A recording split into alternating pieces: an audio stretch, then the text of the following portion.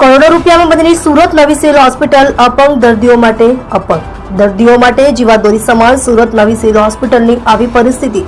સુરત નવી સિવિલ હોસ્પિટલમાં અપંગ દર્દીઓ માટે કોઈ પણ પ્રકારની વ્યવસ્થા ન હોવાથી ભારે હાલાકી।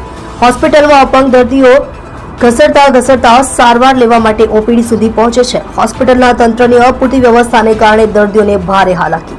જોડાઈ રહો નવા સમાચાર જોવા आज की पुकार न्यूज चैनल સાથે ડાયરેક્ટર ચિરાગ દરજી સાથે।